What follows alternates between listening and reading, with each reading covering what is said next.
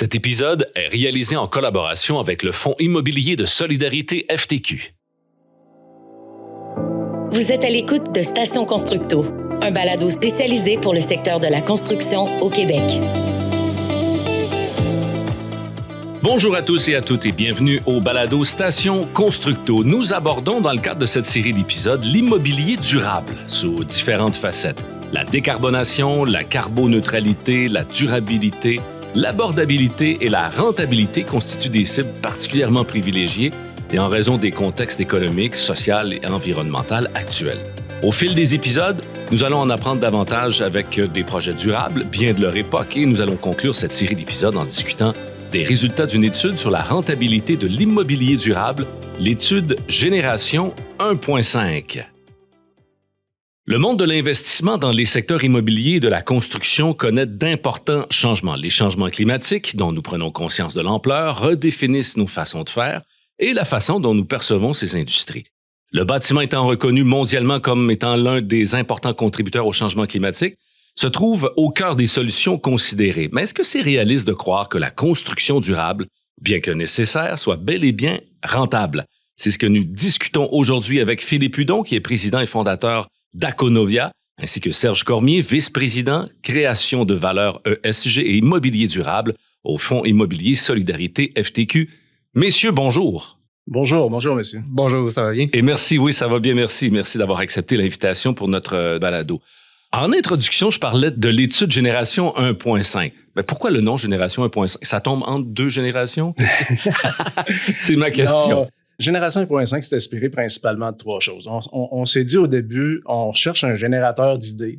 Donc, génération d'idées, c'était la prémisse de base.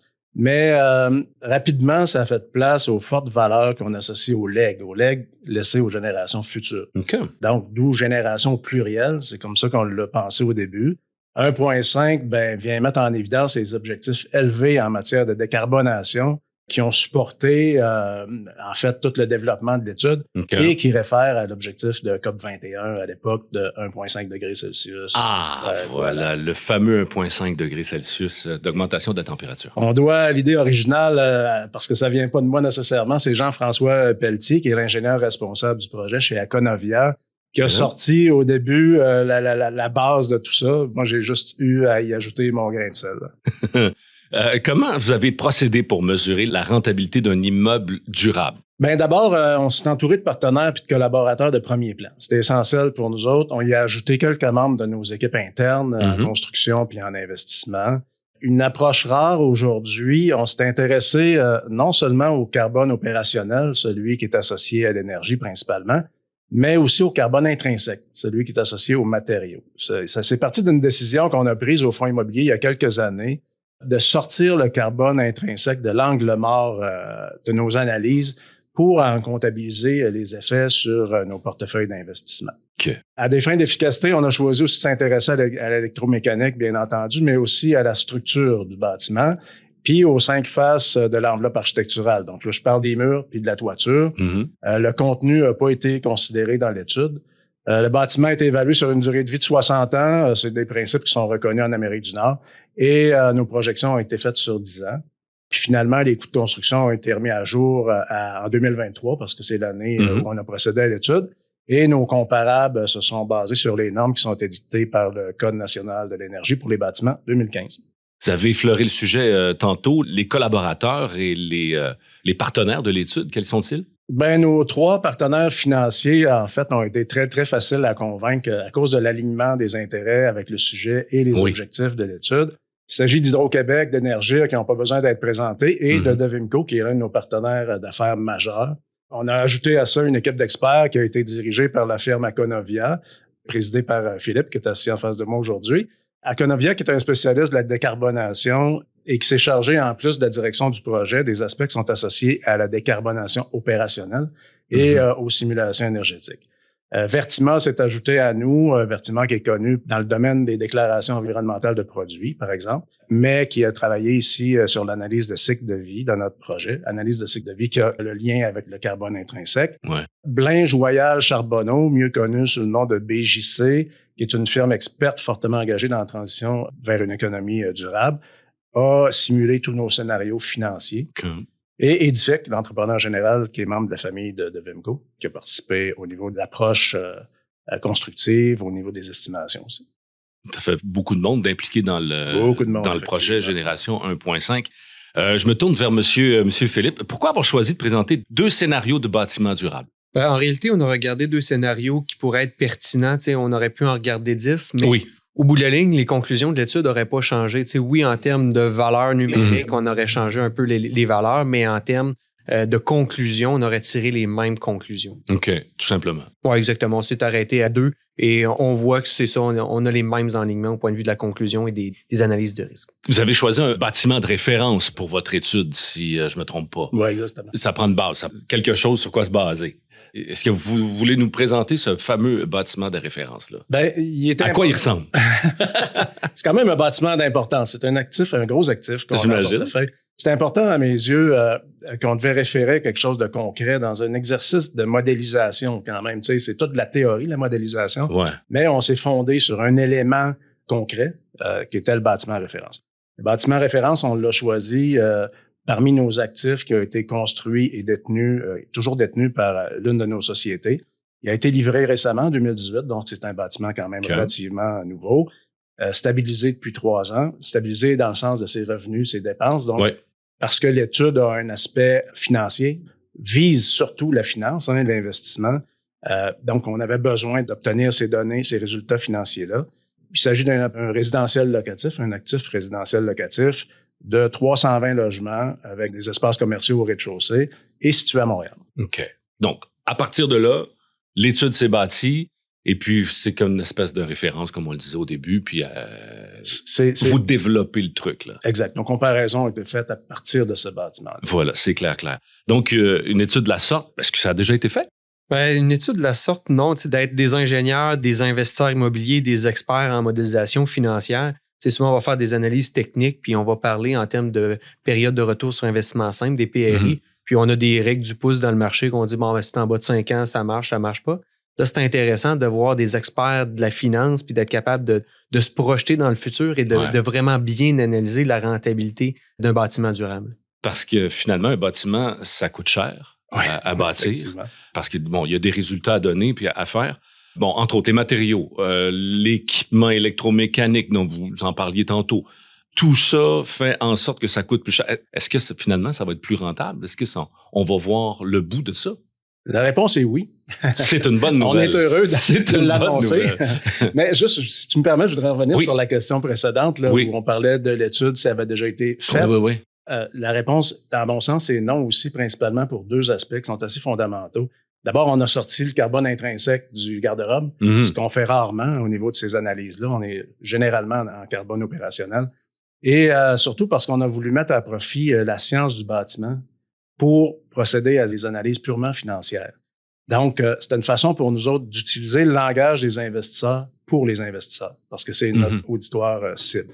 Ouais. Donc, si je reviens à ta question sur est-ce que c'est rentable? Oui. Oui, c'est rentable. D'abord, il faut dire que nos résultats ont démontré des économies importantes générées par la performance des systèmes. Donc, on a modélisé des systèmes beaucoup plus performants, on a éliminé ce qui l'était moins ou ce qui ne l'était pas. Par exemple, le plainte électrique versus des thermopompes. Ouais. Donc, ça, c'est de l'amélioration. On a constaté, par contre, que les économies générées par la performance sont passées au niveau de l'entretien des systèmes.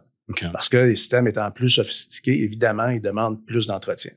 Mais ne serait-ce que ce résultat-là, il n'y a plus de raison quand même de ne pas investir en performance énergétique parce qu'on autofinance nos nouveaux systèmes, puis on a un impact fortement positif sur l'environnement. C'est un genre de subvention gratuite à l'environnement. Fait que si on avait arrêté là, juste ça, c'est déjà un incitatif pour faire des investissements en matière de décarbonation. Une fois ceci dit, il faut aujourd'hui, à mon sens, s'intéresser sur la pérennité de la valeur des portefeuilles d'actifs. Et là, on a mis au jour un certain nombre de risques qui sont pas encore tout à fait matérialisés, qui pourraient l'être. On ne sait pas à quelle vitesse ils vont arriver. On ne sait pas avec quel impact ça va arriver aussi. Mais quand je parle de risques, je parle des assurances, je parle des revenus locatifs, je parle de l'énergie, par exemple. Accès aux capitaux. Les banques ont déjà commencé à mesurer l'accès aux capitaux. taxe carbone, on parle souvent de la taxe carbone, puis on a peu d'exemples concrets au Québec sur effectivement, c'est différent sur du ce que Canada. ça coûte, là, la taxe Exact. carbone. Ouais. Mais récemment, je consultais des factures d'achat de béton dans nos projets, puis ils ventilent la taxe carbone maintenant dans la facturation du béton. Okay. Donc, c'est plus théorique, la taxe carbone. Elle apparaît. Elle s'applique. Elle s'applique, puis elle va s'appliquer davantage dans le futur. Tu sais. Et les changements réglementaires des prochaines années, on ne les connaît pas encore aujourd'hui. Mais il y a 6 mois, on disait attention, changement réglementaire en France, ils sont déjà aux prises avec ça. PL 41, qui est un projet de loi qui a été sanctionné par le gouvernement du Québec, je pense que c'est en mars cette année, est en vigueur donc. Et graduellement va forcer l'industrie à déclarer, l'industrie de l'immobilier, à déclarer son empreinte carbone ou son intensité carbone et va coter ces bâtiments-là pour ensuite, fort probablement, les pénaliser s'ils ne sont pas performants. Donc, quand je parle de cet aspect-là pour lequel on doit s'intéresser aujourd'hui, puis qui touche la pérennité de nos portefeuilles d'investissement, c'est qu'au fur et à mesure qu'on va être touché par ce genre de risque-là, bien évidemment qu'on a des risques de perte financière au niveau de nos actifs. Historiquement, la valeur de nos actifs là, était basée sur des courbes de projection dans le temps qui tenaient compte des cycles économiques. Donc, les investisseurs regardent ça sur 5-10 ans, ils projettent, ça passe à travers quelques cycles économiques. La projection, à la fin des 10 ans, mettons, de la projection, donne un résultat avec la pondération de la moyenne qui rend compte ce qu'ils avaient prévu. Aujourd'hui, on ne parle plus de cycle économique, on parle de cycles environnementaux. Et là, plutôt que de passer du positif au négatif, puis du positif au négatif, puis de faire des moyennes sur 10 ans, on passe du négatif au négatif au négatif au négatif. Puis, il y a une accélération. Maintenant, tu sais, j'ai pas de boule de cristal, puis il n'y a pas beaucoup de monde qui en ont des boules de cristal. Mais ce qu'on est capable de percevoir, c'est qu'il y a une tendance qui s'est installée et cette tendance-là, effectivement, va toucher la valeur des actifs dans le temps. Donc, c'est super important. La question qui se pose, c'est on ferme les yeux puis on attend de voir le moment venu, on va aviser puis on fera des investissements si c'est requis ou des dépenses. Ce sera plus des dépenses que des investissements rendus à ce moment-là parce qu'on juge que c'est théorique. Ou bien on fait partie d'un certain nombre de visionnaires, puis on agit maintenant en sachant que ça va se matérialiser. Je ne sais pas à quelle intensité, puis on ne sait pas à quelle vitesse. Mais c'est un peu le principe on a le nez collé sur l'arbre où on regarde la forêt. On est là aujourd'hui, je dirais. Jusqu'à quel point c'est rentable? La rentabilité des projets, quand on est dans la décarbonation, quand on est là-dedans, on est dans le projet, on est les 2 pieds dedans. Jusqu'à quel point c'est rentable, tout ça? Bien, tu sais, nous... c'est une vision à long terme, vous le disiez. Oui, c'est ça. Il faut reconnaître qu'il y a un besoin d'abord. Si tu ne le reconnais pas, ben, tu fais rien ou tu attends. Ouais. Mais à partir du moment où tu es moindrement concerné par la valeur de tes portefeuilles, ben tu agis. Nous, nos résultats au niveau de Génération 1.5 nous ont indiqué que, par exemple, on a modélisé notre bâtiment, la valeur du bâtiment aujourd'hui, en 2023, à construire, c'est 100 millions. Donc, c'est un actif d'importance. On y a ajouté un investissement de 6 %, donc 6 millions pour décarboner l'immeuble, en modélisation, évidemment, les travaux n'ont pas été faits. Là. Et on a mesuré ça, cet impact-là. Fait que le 6 millions en question d'investissement, mesuré sur 10 ans, on a constaté que, ne faisant pas l'investissement, on partait avec une valeur de 100 %. L'investisseur, à la fin de la construction, il a 100 % de sa valeur. Par contre, si le bâtiment est frappé au fil du temps par un certain nombre de risques, puis là, on a été raisonnable dans nos analyses, mais tout ça, ça peut varier. Ce qu'on sait, c'est que la tendance, c'est que ça va arriver. Maintenant, chacun d'entre nous pouvons l'interpréter comme on veut. Donc, si le bâtiment est frappé comme ça au fil du temps par des risques, ben il dévalorise. Ça fait que, mettons qu'on est très raisonnable, on peut penser qu'après 15 ans, il a perdu 15 % de sa valeur. Okay. Alors, une partie de 100 millions, tu n'as pas investi ton 6 millions de décarbonation. Ben après 10 ans, tu vaux 85 millions. Alors que si tu investis ton 6 millions, ben, tu ne pars pas à 100 % parce que tu as mis de l'argent supplémentaire. Donc, en investissement, tu viens de perdre, en partant au jour 1, une partie de ta valeur actuelle. Ça fait que donc, on part, mettons, à 85 % de l'opération. Mais au fur et à mesure que les risques vont se matérialiser, tu t'es mis à l'abri. Oui, exact. Dès le départ. Tu performes en énergie, l'énergie monte, tu n'es pas frappé tellement. Tu performes en carbone, la taxe carbone apparaît, tu n'es pas frappé tellement. Ça fait que donc, tous ces éléments-là font en sorte qu'on a modélisé qu'on pourrait passer de 85 % de la valeur initiale à, après 10 ans, quelque chose qui pourrait atteindre 130 % de la valeur initiale. Donc, il y a une valeur Il y a une plus-value. de cacher là-dedans, Ouais. puis on peut l'interpréter comme étant, tu sais, on parle souvent de bâtiment brun, bâtiment vert, tout ça. On peut l'interpréter comme soit une perte ou soit de ne pas avoir accès à une plus-value. Tu sais. Mhm. Ça fait que c'est là-dedans qu'on est en train c'est un peu les statistiques qui sont sorties de Génération 5.5. Il ne faut pas s'empêcher de le faire, justement. Il y a un amortissement et puis ça devient rentable, visiblement, avec les chiffres qu'on avance. Comment réagissent les institutions financières, plus précisément les banques, face à l'immobilier durable? Ben, on a vu le marché bouger parce que je recule de 3 ans. Tu parlais des financiers de bâtiments durables. C'était comme, oh, t'es gentil, t'es cute. Là, c'est risqué, c'est... Ouais. Laisse-nous gérer le rendement financier. Ouais.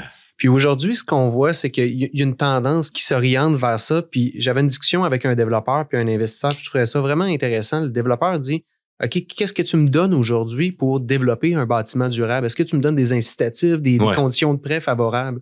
Puis j'ai aimé la réponse de l'investisseur en disant, ben, c'est notre orientation. Aujourd'hui, on peut avoir un peu de flexibilité, mais si tu le fais pas, ben, à moyen terme, long terme, pour nous, tu seras pas un client. Fait que c'est pas la question si, c'est la question quand tu dois le faire.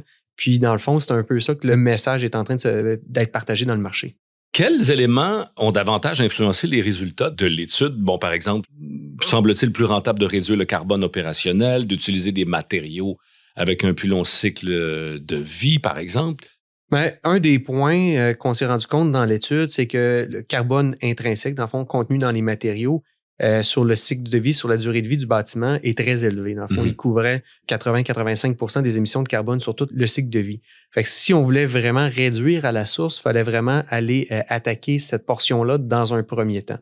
Par la suite, c'est ça, quand on a regardé aussi le carbone opérationnel, ben, au Québec, on vit quand même dans un marché où l'énergie est propre avec notre hydroélectricité. Ouais. Fait que si on fait des projets avec, dans le fond, une électrification efficace de ça et avec une portion de gaz naturel renouvelable, ben, on est capable d'atteindre, dans le fond, un bilan opérationnel en carbone assez faible. Est-ce que ça change beaucoup l'aspect des matériaux utilisés? Quand oui. on entre dans ces projets-là en 2024? Là? Ben, tu sais, il y a du cas par cas là, parce qu'on les actifs ne sont pas tous construits de la même façon pour le même usage. Bon. Donc, c'est important de considérer quel genre d'actifs on est en train de construire. Mais il faut travailler les deux aspects. Tu sais, quand tu me parles par exemple, des matériaux, on ne peut pas l'ignorer parce que tantôt, je parlais des risques qui guettent la valeur des portefeuilles. C'est autant du point de vue intrinsèque que du point de vue opérationnel. Puis tantôt, je parlais du projet de loi 41 du gouvernement.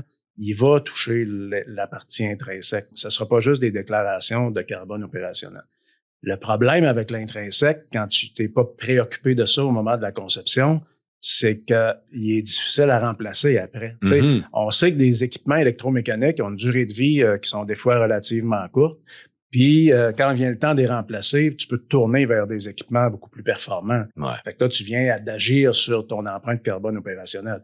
Par contre, de remplacer ta structure de béton, oublie ça. Tu es pogné avec au jour 1.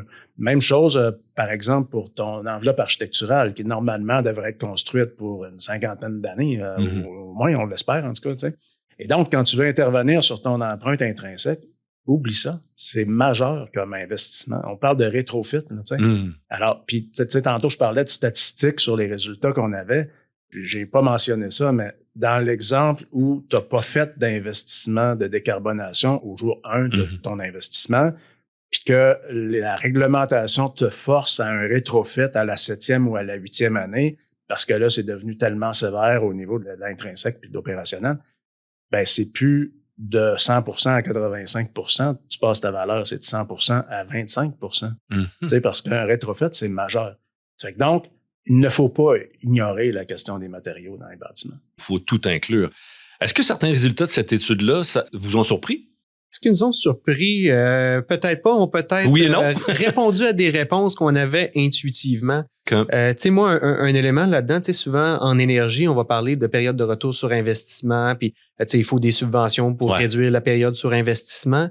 Puis quand on regardait les conclusions de l'étude, quand on regardait l'analyse de risque, comme Serge tout à l'heure expliquait, c'est qu'on voit les courbes. C'est si tu le fais pas aujourd'hui, tu t'exposes à avoir des tempêtes dans plus tard. Plus tard. Versus si tu investis un peu plus, ben là, dans le fond, tu te mets un peu un bouclier de protection. Fait que c'est vraiment la perspective de dire, est-ce que c'est la période du retour à investissement? Je pense qu'on ne regarde pas dans la bonne direction. Il faut vraiment le voir en termes de risque par rapport à qu'est-ce qui pourrait se passer dans le futur. Oui.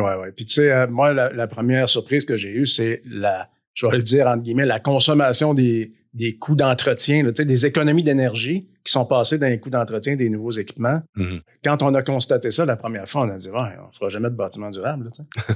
Mais à partir du moment où ça n'a pas d'effet sur le rendement, parce que ça s'autofinance, si je peux le dire comme ça, mais il n'y a plus de raison de ne pas le faire, parce que l'effet collatéral de ça, il est positif sur l'environnement. Tu sais.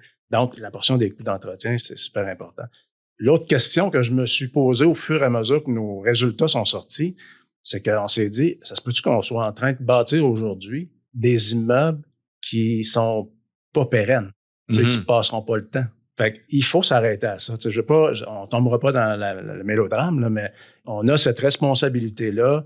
Nous, on est un institutionnel. Là. La valeur de nos portefeuilles d'actifs est importante dans le temps. Ça fait qu'on doit se préoccuper de tout ça.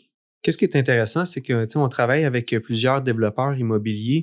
Puis ce sentiment-là, qu'il y a un risque, qu'il y a un élément à dire, je commence à comprendre que je fais des bâtiments qui sont pas adaptés, il y a un risque, mais ils sont au courant, mais là, l'étude va leur permettre de mettre des mots, de valoriser cette information-là. Fait que je pense avoir vraiment un effet très positif parce que ça, on va convertir de l'intuition que les gens ont, mais sont pas capables de matérialiser à quelque chose de financier concret. On va exactement quelque chose de tangible. Dans les dernières années, ça fait longtemps qu'on entend ça, on se faisait pourquoi je ferais ça.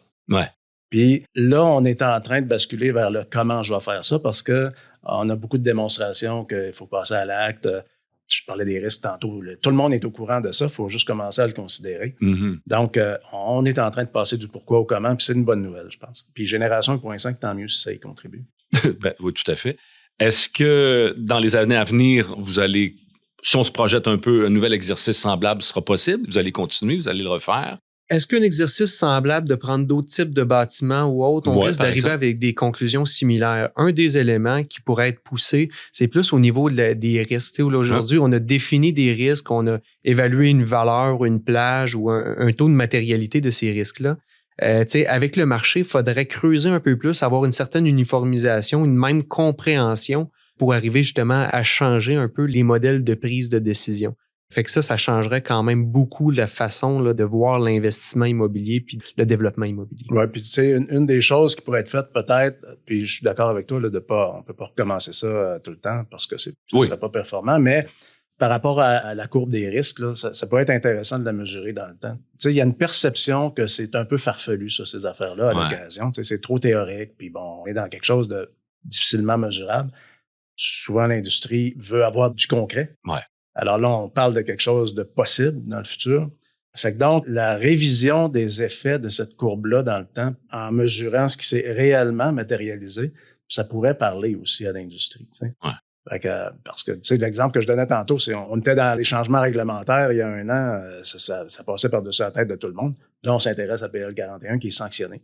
Fait que, tu sais, ça évolue comme ça.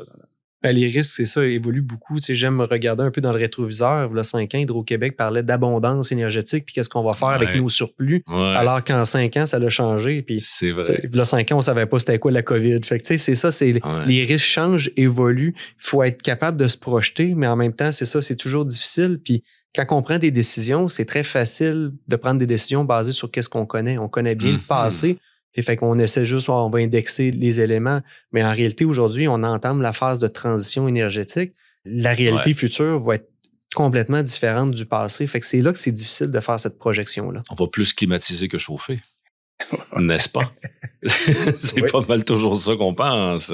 En quelques mots, pour la discussion de la fin, on retient quoi de Génération 1.5?